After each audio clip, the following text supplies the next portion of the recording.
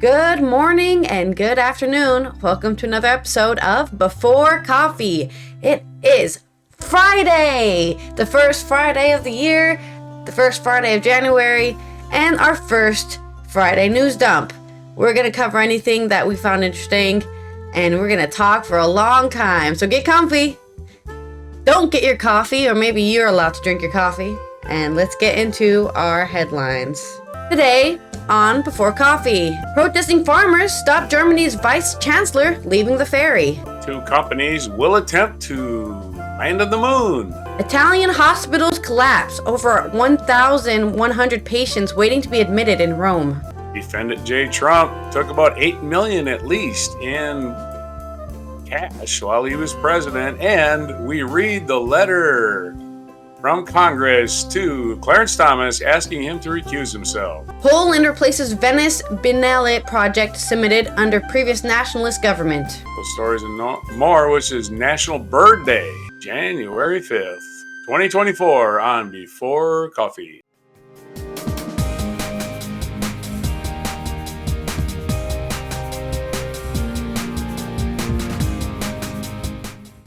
All right.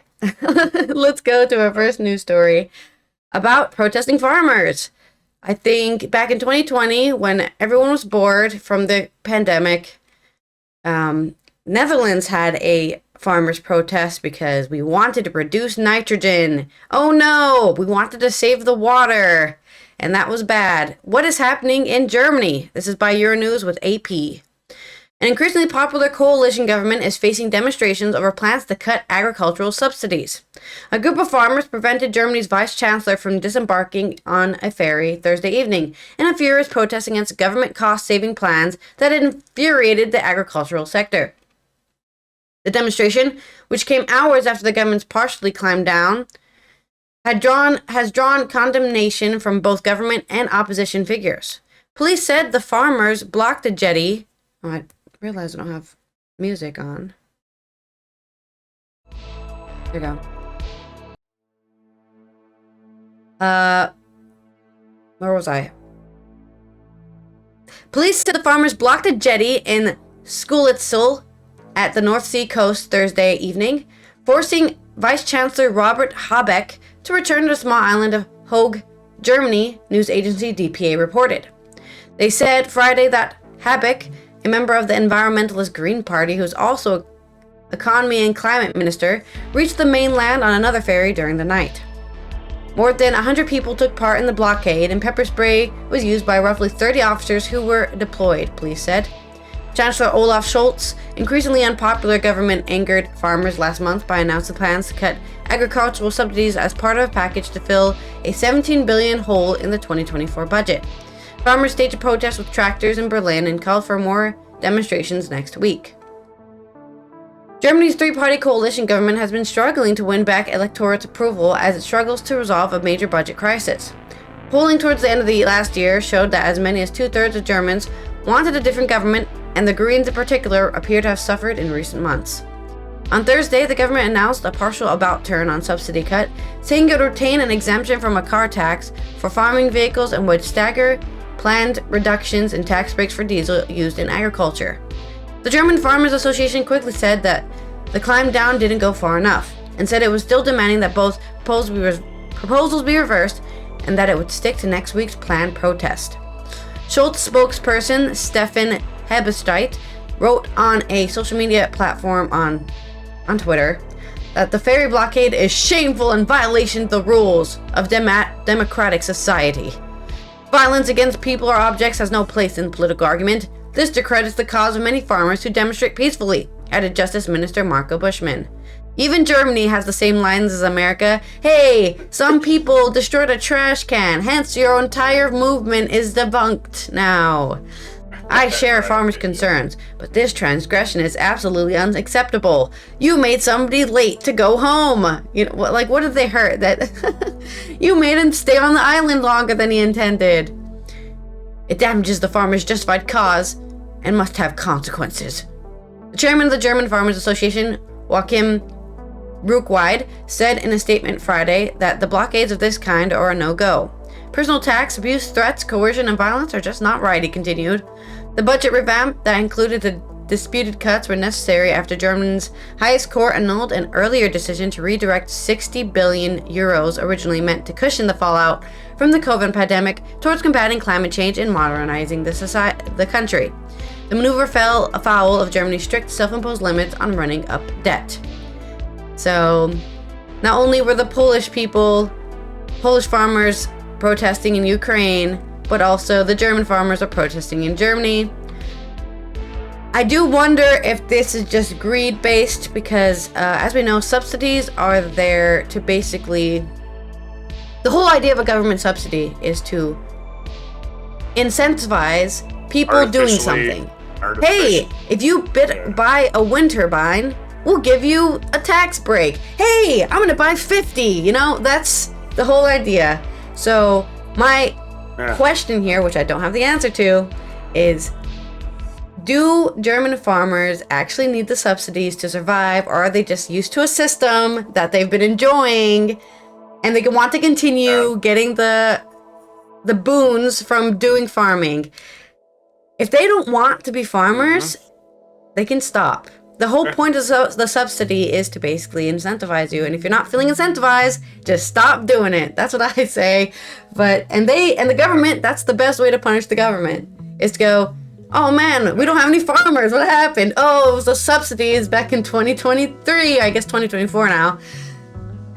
We took them away and now they're all left. Whoops. You know. If you were an efficient business, you wouldn't need a subsidy. Yeah. Plain and simple. Of course, every other company gets one, at least the United States. I mean, you get subsidies in the United States, which are to not grow something. Yeah. The original ones. Stop growing that food product. You're making it too cheap for the farmers who want to get rich. Yeah. So here's some money. Don't grow some gourds or something. We have enough. Yeah, we have enough of that. Don't grow it. Here's $8 million. Don't grow tobacco. You know, that's a great scam if you can get out on it. Government pays you to not grow something. Oh no, they're taking away that thing I got, that boondoggle. They're right there. Got money for doing nothing, man, just because you own some land. There you go, buddy. What a scam. Biggest scam of the century. Well, I'm sorry. On companies that are just trying to leave this planet, 2 companies will attempt to first U.S. moon landings since the Apollo missions in half a century ago. This is from ABC News, Marcia Dunn, aerospace writer. 2 private companies are aiming to get the U.S. back in the moon landing business more than 5 decades after the Apollo program ended. Cape Canaveral, Florida, China, and India scored moon landings, while Russia, Japan, and Israel ended up in the lunar trash heap. Now 2 private companies are hustling to get the U.S. back in the game more than 5 decades after the Apollo program ended. As part of the NASA-supported effort to kickstart commercial moon deliveries, as the space agency focuses on getting astronauts back there. Their scouts are going to the moon ahead of us, said NASA Administrator Bill Nelson. Pittsburgh Astrobotic Technology is up first with a planned liftoff of a lander Monday aboard a brand new rocket, United Launch Alliance's Vulcan. Houston's Initiative Machines aims to launch a lander in mid-February, hopping a flight with SpaceX. Then there's Japan, which will attempt to land in 2 weeks. The Japanese Space Agency lander with 2 toy-sized rovers had a big head start, sharing a September launch with an X-ray telescope that stayed behind in orbit around Earth. If successful, Japan will become the 5th country to pull off a lunar landing. Russia and U.S. did repeatedly in the 1960s and 70s. China had landed 3 times in the past decade, including on the moon's far side, and is returning to the far side later this year to bring back lunar samples. And just last summer, India did it. Only the U.S. has put astronauts on the moon. Landing without wrecking is no easy feat. There's hardly any atmosphere to slow spacecraft, and parachutes obviously won't work. That means a lander must descend using thrusters while navigating past treacherous cliffs and craters. Don't forget traders. A Japanese millionaire company, InSpace, saw its lander smash into the moon last April, followed by Russia's crash landing in August. India triumphed a few days later near the South Pole region. It was the country's second try after crashing in 2019. An Israeli nonprofit also slammed into the moon in 2019. The United States has not attempted a moon landing since Apollo 17's Gene Cernan and Harrison Schmitt, the last of the 12 moonwalkers, explored the gray, dusty surface in December 1972. Mars beckoned and the moon receded in NASA's rearview mirror as the space race between the U.S. and the Soviet Union came to a close. The U.S. followed with a handful or two of lunar satellites, but no controlled landers until now. Not only are Astrobotic and Intuitive Machines looking to end America's moon landing drought, they are vying for bragging rights as the first private entity to land gently on the moon.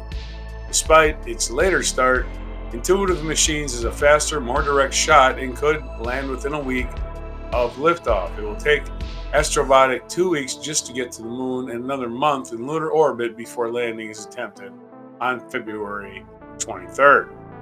If there are rocket delays, which already have stalled both missions, either company could wind up there first. It's going to be a wild, wild ride, promised Astrobotic's chief executive John Thornton. His counterpart at Intuitive Machines, Steve Altimus, said the space race is about more geopolitics.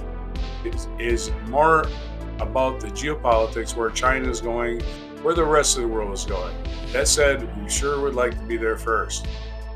The companies have been nose to nose since receiving nearly $800 million each in 2019 in our NASA program to develop lunar delivery services. 14 companies are now under contract by NASA. Astrobotic's four-legged, 6-foot-tall lander named Peregrine, after the fastest bird, a peregrine falcon, will carry 20 research packages to the moon for 7 countries, including 5 for NASA and a shoebox-sized rover for Carnegie Mellon University. Peregrine will aim for the mid-latitude Sinus Viscosatis, or Bay of Stickiness, named after the long ago silica magma that formed the nearby Grafthusinn domes. Intuitive Machines' 6-legged, 14-foot-tall lander Nova C will target the moon's south polar region, also carrying 5 experiments for NASA that will last about 2 weeks. The company was targeting 80 degrees south latitude for touchdown. That would be well within Antarctica on Earth. Artemis noted, and 80 degrees closer to the pole than India's landed last summer. Scientists believe the South Pole's permanently shadowed craters hold billions of pounds of frozen water that be used for drinking and making rocket fuel. That's why the first moonwalkers in NASA's Artemis program, named the Apollo's twin sister in Greek mythology, will land there. NASA still has 2025 in the books for that launch, but the General Accountability Office suspects it'll be closer to 2027, to be realistic. Astrobotic will head to the South Pole in its second flight, carrying NASA's water-seeking Viper rover, and Intuitive Machines will return there on a second mission, delivering an ice drill for NASA. Landing near the moon's South Pole is particularly dicey. It's so rocky and craggy and full of craters in the South Pole and mountainous, it's very difficult to find lighted region to touch down safely. So you've got to be able to finesse that and just set it down in the right spot. While Houston has long been associated with space, Pittsburgh is a newcomer. The commemorates the Steel City Astrobotics lander will carry a Kennywood amusement park token, the winner of a public vote that beat out the Steelers' terrible towel. And waved at football games at dirt from Moon Township's Moon Park in a Heinz pickle pen. Okay, we're just going to litter the moon with junk. The lander was also carrying the ashes of DNA from 70 people, including Star Trek creator Gene Roddenberry, science fiction writer Arthur C. Clarke. Another 268 people will be represented on the rocket's upper stage, but will circle the sun once separated from the lander. They include 3 original StarCast Star Trek cast members, as well as strands of hair from 3 former presidents: George Washington, Dwight Eisenhower, and JFK. Symbolic of something? I have no idea, but maybe we think a moon maiden's gonna clone them from the DNA, and we're just gonna have, Eisenhower, Kennedy, and Washington running around playing golf on the moon. There we go. They're gonna adapt to the atmosphere and be moon creatures. There's my science fiction novel. Back to you. Your science fiction novel. I mean, I think it's really interesting that we're going to try mining the moon, and then the moon isn't going to be there anymore because it's going to be a bunch of literally Swiss cheese with a bunch, and it's going to collapse, and there's going to be probably mine collapses. We're going to lose some bots. We're going to have bot 6482 destroyed in a mine collapse in the future. That'll be really interesting. Maybe it's just a big balloon, and we're going to let all the air out of it. It's going to go shh. Oh no! That could happen. It's a big balloon. That would be so. That would be. That I don't know. I think the world would end. I think people wouldn't be able to handle that information if that happened. Certainly change a lot of song lyrics. Anyway. All right. Let's talk about. Well, speaking of the moon collapsing, let's talk about the Italian hospital collapse. That's right. It's a new year, but the hospitals are already full in Italy. This is from Euronews with EFE. The worst situation is in Rome and its region, where more than 1,100 patients are waiting to be admitted, according to Italian Society of Emergency Medicine and Urgent Care. Just a few days ago, ambulances were queuing outside hospitals in Rome. In other regions such as Lombardy, patients are crammed into waiting rooms until a bed becomes available. In cities such as Turin, hospitals overcrowding has even led to the shortage of stretchers for patients. Emergency departments in Italian hospitals are in chaos and on the verge of collapse. The worst situation is in Rome and its region, where more than 1,100 patients are waiting to be admitted, according to Italian Society of Emergency Medicine and Urgent Care, SIMU. We are trying to guarantee the service, but we are in an extremely difficult situation, SIMU President Fabio Dell'Acco explained. According to SIMU, the number of patients waiting in Piedmont has reached some 500, while in Lombardy and its capital, Milan, normal hospital admissions have been suspended in order to free up some beds for emergencies. What is behind this hospital collapse? The rise in hospital admissions, which has put pressure on the Italian health system, is due to an increase in respiratory diseases, especially among the elderly. COVID has slightly decreased in the last week. Flu is spreading, but other viruses have also caused overcrowding in hospitals and a very strong pressure on emergency services, Dell'Acco explained on Tuesday, according to local media. In fact, in the week before Christmas, from December 18th to 24th, the influenza epidemic curve showed an incident value never reached in previous seasons, according to the latest epidemiological bulletin from Higher Institute of Health. And the situation is far more stabilizing, according to the Italian agency itself. Several regions have activated plans to combat overcrowding in hospitals and health companies in order to find additional beds. But since hospital beds are chronically scarce, in practice there is nothing else to do but take beds away from other specialties, such as surgery. Of course, this does not solve the problem. I guess I have to do surgery on the floor. As situation worsens, doctors are becoming exhausted at a number of alarming articles in Italian press. Hospitals on the brink was a headline in La Repubblica. The president of SIMU has pointed out that many doctors in Italy's public health system have not been able to rest over Christmas and New Year's. Holidays are a luxury, he said, citing the Piedmontese capital as an example. In Turin, for example, we don't count on holidays over the Christmas period, and the vast majority of doctors worked without the interruption throughout the period. Experts have urged Italians to get vaccinated, as the peak of influenza expected next week when schools reopen after the holidays has not even been reached. Regional councillors from the center-left Democratic Party, Massimiliano Valiani and Emanuela Droghe, visited 2 hospitals in the capital on Tuesday. The Umberto I and San Andrea polyclinics, where they found a very complex situation due to a large number of patients. Both complained of blocked ambulances, postponed operations, clogged emergency rooms, and beds blocked by COVID patients, all because of a vaccination campaign that started late. So, yet again, don't want to say it, but I gotta say it, Italy has found itself in a crisis, and who knows why it's happening again, because I think this is a different government this time compared to the 2019 pandemic outbreak, or I guess 2020 pandemic outbreak. But they're running out of hospital space, which is a very serious issue. There are some comments on the article that say, comment was reported by other users.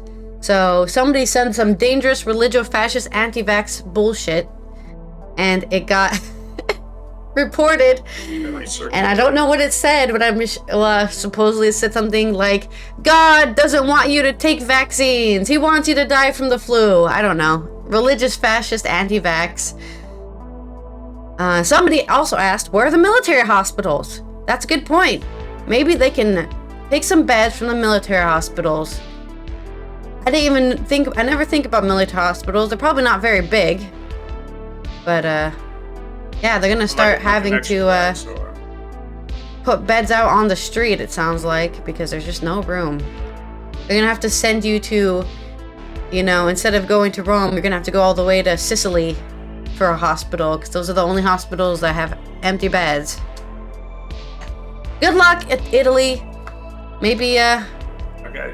Maloney will do... Maloney? Who's Maloney? Maybe somebody in the government will do something, but most likely they'll have to figure it out for themselves. Your story. Okay, I don't know what... I didn't hear most of that because I lost my connection, but so The hospitals are full. There's no beds. That's really all you gotta know. I heard that part. Yeah, that's all that's happening. Good luck, Italy. Yeah. Right, and U.S. news. This is from Bloomberg. Timothy L. O'Brien. Trump took $7.8 million in foreign cash while in office, at least. Greed and financial conflicts of interest will certainly haunt the White House if former president returns and better guardrails are in place. Donald Trump and his business hauled in at least $7.8 million from foreign investors and foreign governments and officials of 20 countries during his presidency. The bulk of that came from China, but Saudi Arabia, Qatar, and others also chipped in relatively modest amounts, according to a new report from Democrats in a House Oversight Committee. Trump has never been as wealthy as he has claimed, but he's still a rich man. And $7.8 million may not mean as much to him as it would to an average wage earner. It's also an election year. In an era of fractious and fractured politics, it wouldn't be convenient to dismiss the committee's report as partisan Democratic hit job. Latching on to either of these arguments to let Trump off the hook would be a mistake.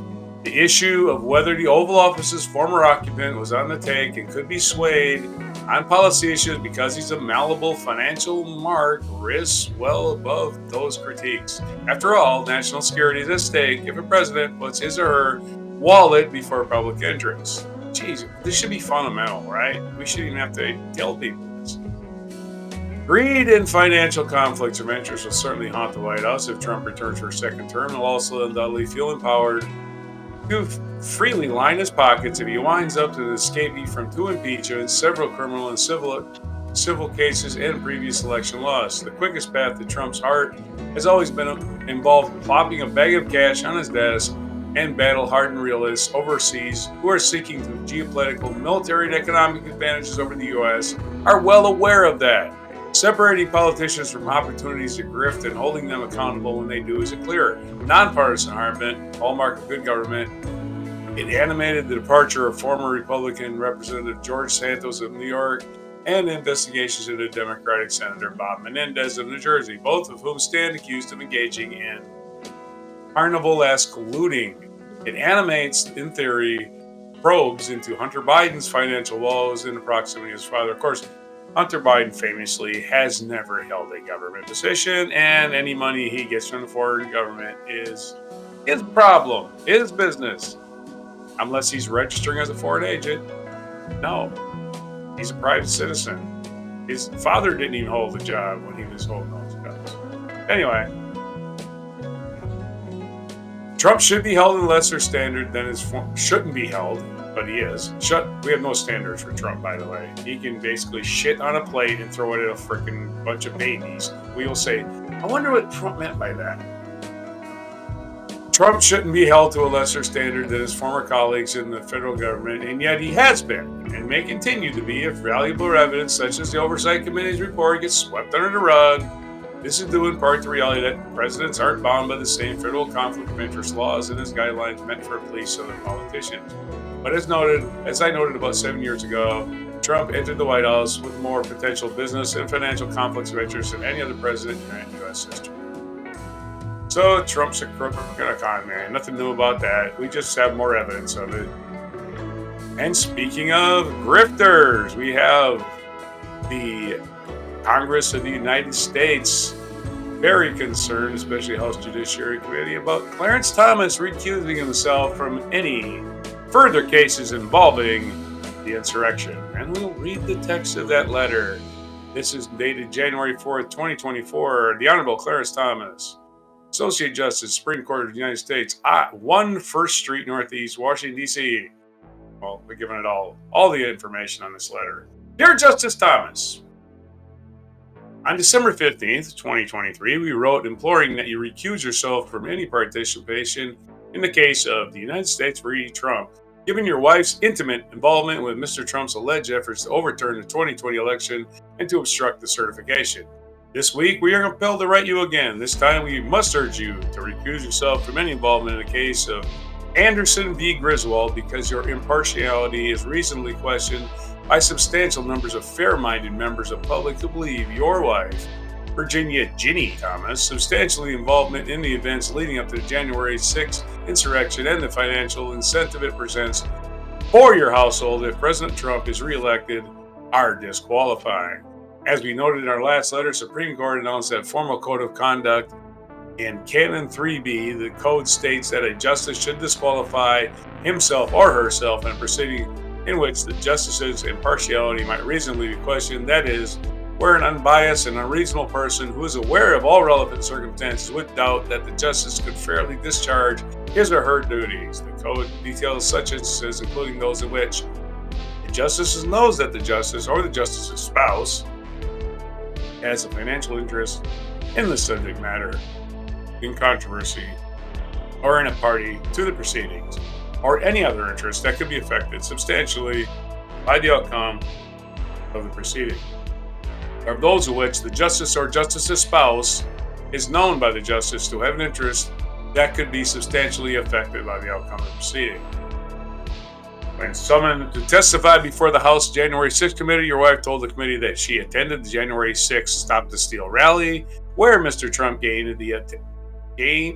up the attendees into a mob, which he then dispatched into the Capitol to fight like hell to stop the electoral vote certification process. The January 6th rally morphed into an attack on the Capitol and on Congress, which by Colorado court found to have been an insurrection, an act which disqualifies Mr. Trump from having his name placed on the presidential primary election ballot in that state. Not only did your wife attend the January 6th rally, but she was instrumental in planning it and bringing the insurrection to the Capitol. Your wife was one of 9 board members for a conservative political group that helped lead the Stop the Steal movement, a movement which has culminated in January 6th attack that Colorado Supreme Court deemed an insurrection.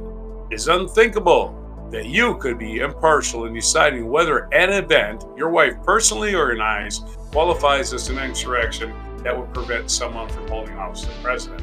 Furthermore, your wife of 36 years, Ms. Thomas, has shown a fervent bias in favor of Mr. Trump, and it's hard to believe that her bias has no impact on you, which is why reasonable people are aware of the relevant facts and circumstances doubt that you can fairly discharge your duty and be impartial in the hearing of this case.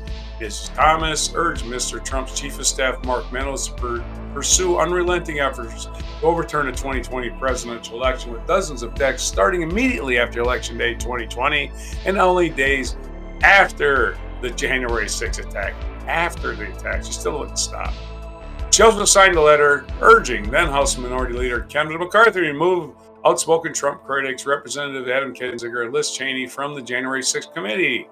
Ms. Thomas was a witness for Congress. January 6th committee, due to her intimate involvement in the committee's report, is integral to the case. In her testimony to the committee nearly 2 years after the January 6th insurrection, Ms. Thomas testified she still believes the 2020 election has been stolen. There is no evidence that her views of the 2020 election have softened, and it is unreasonable to conclude your wife's fervent views do not bleed over to and affect your opinions and affect your ability in partial case. Mr.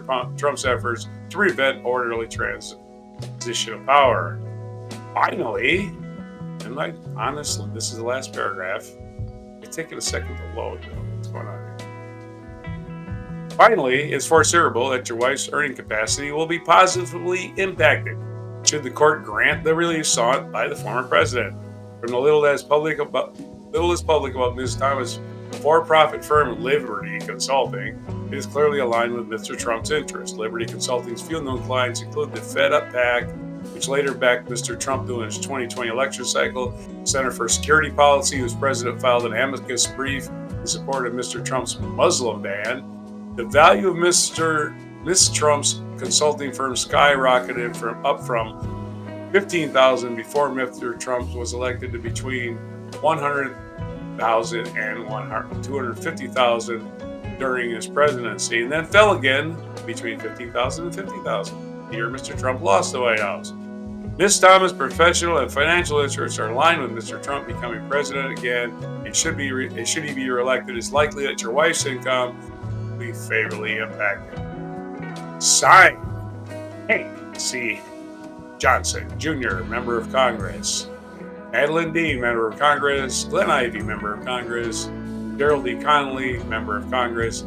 Alexandria Ocasio-Cortez, Member of Congress. Melanie Stansbury, Member of Congress. Jasmine Crockett, one of my heroes, Member of Congress.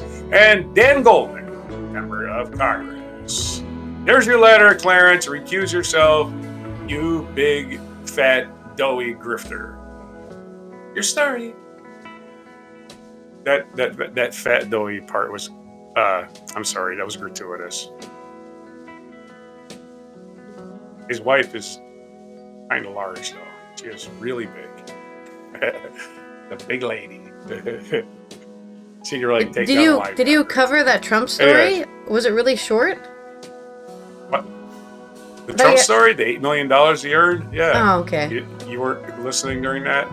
No, I'm writing social media posts while you're talking, so.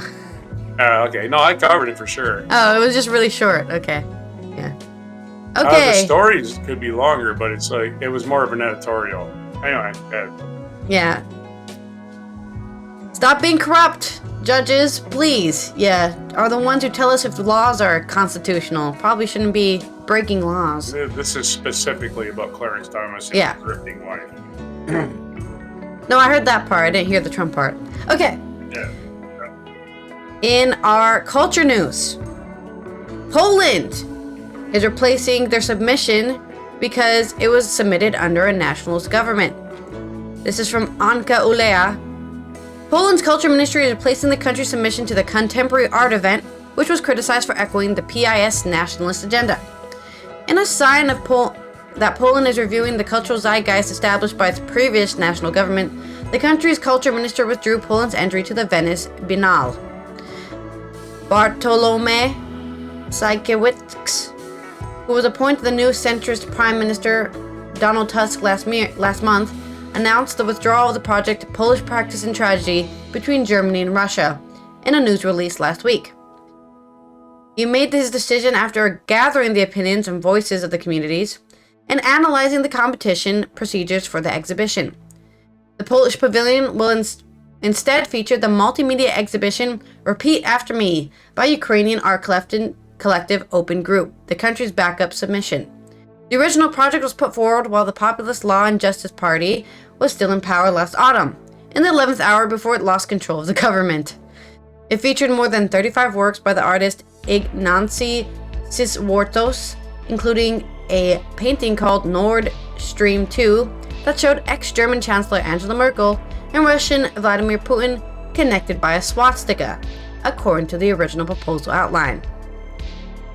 Schwarzow's work has been criticized in Poland and abroad for echoing the nationalist views of PIS and perpetuating a narrative of state victimhood of a Polish state that was victimized in the 20th century by neighbors Germany and Russia. I mean, there's been, 5 partitions of Poland in history of Poland, and it's really sad. Why does that keep happening? Why does everybody want to partition Poland?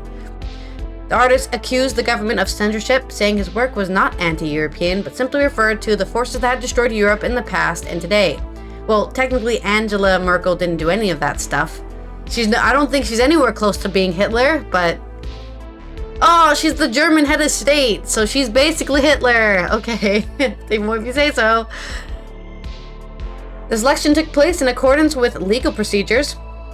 Schwarzholz told the art newspaper no reason was given to justify the decision to withdraw the submission. And what is more, the decision is contrary to the regulations in force. I perceive it as censorship. I mean, people can still look at your art, it's just not going in the freaking big room with all the other art. It's not like they said it's banned. You are no longer allowed to see this art piece. But I guess since it's canceled, he won't make it anymore. Oh, it's not going to be in the exhibition. Oh, I won't make it then.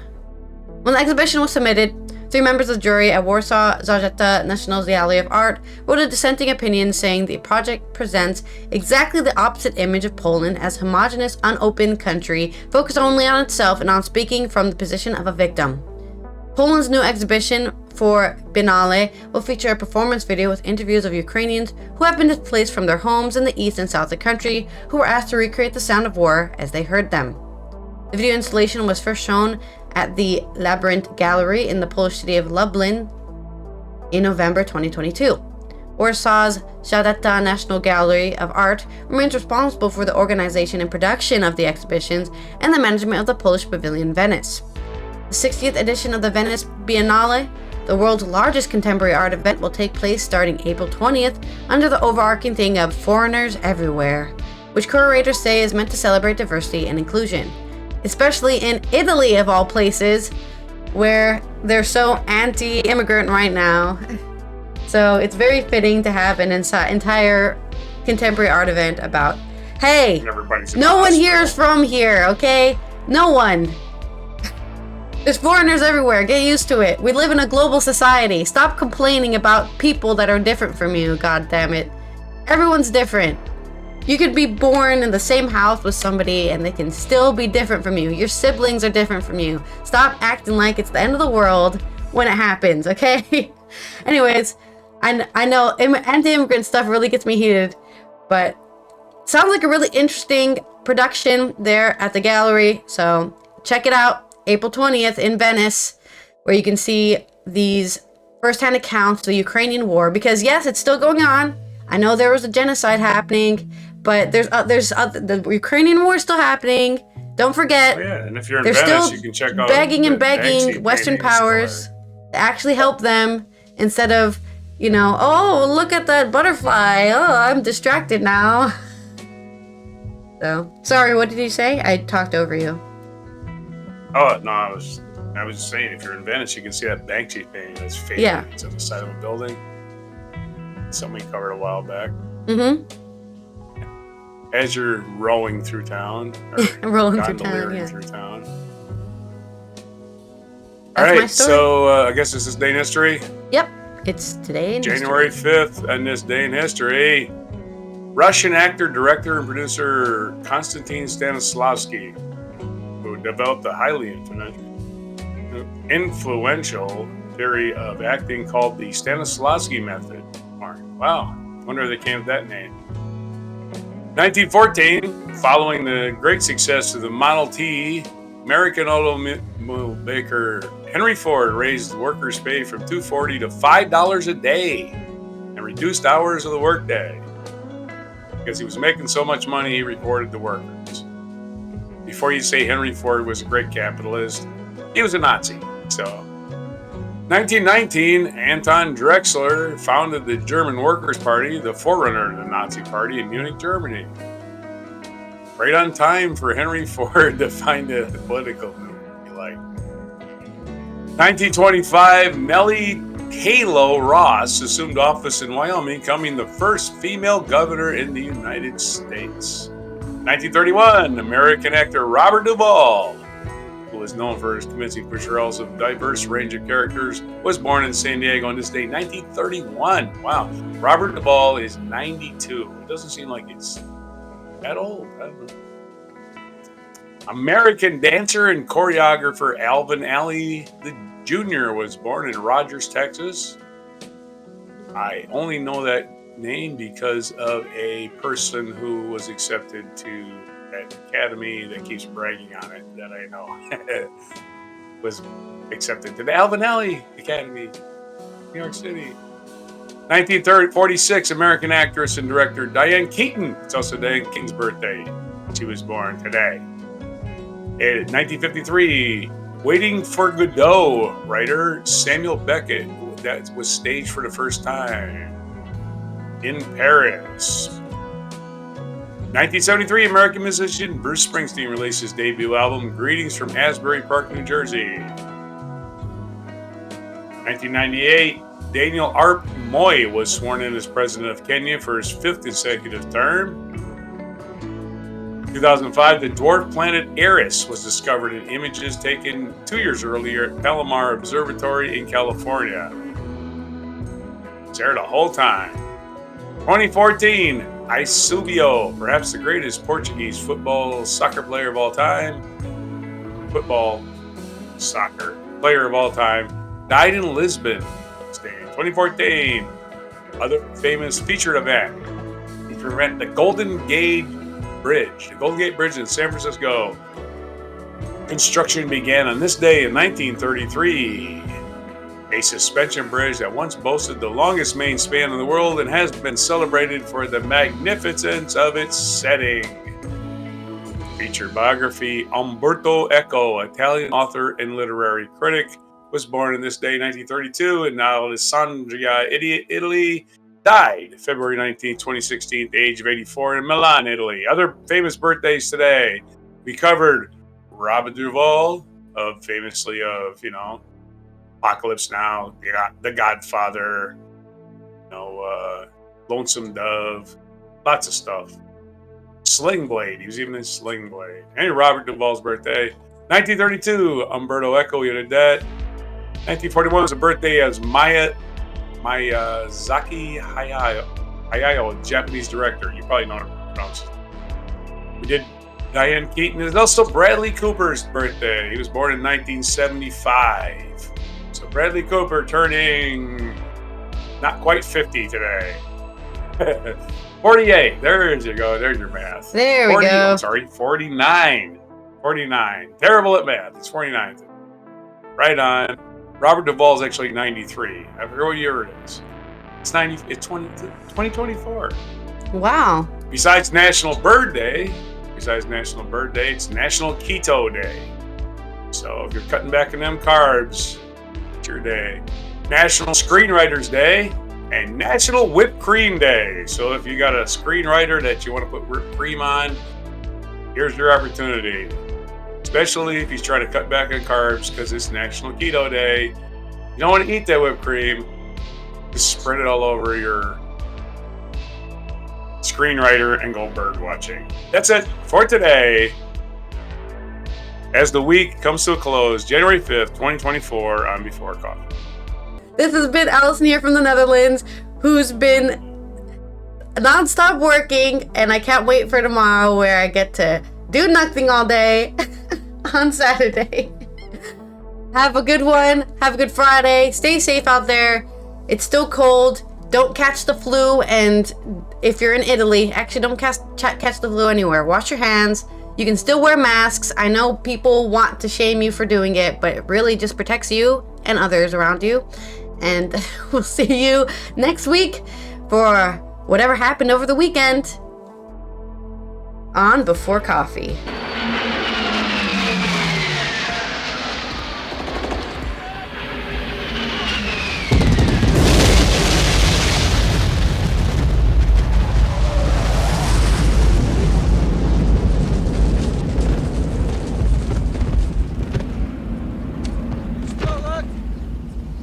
You smell that?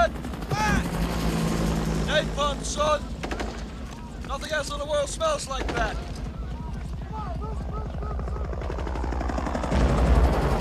I love the smell of napalm in the morning. You know, one time we had a hail bomb for 12 hours. When it was all over, I walked up. We didn't find one of them, not one stinking dink body. Smell, you know that gasoline smell? The whole hill. Smelled like victory.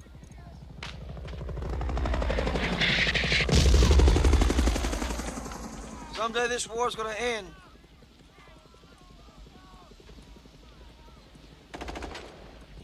The chair declares the House in recess, subject to the call of the chair.